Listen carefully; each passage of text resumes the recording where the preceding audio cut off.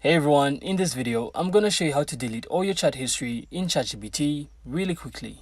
So first, simply open ChatGPT and log into your account. From here, you're then gonna have to go to the settings menu by clicking your profile or the three dots in the sidebar. Then simply look for data controls or history and training. So here, you'll then be able to see an option to delete all conversations. So all your chat history will be permanently deleted from your account. And after this, your ChatGPT account will no longer have any saved conversations, giving you a fresh start.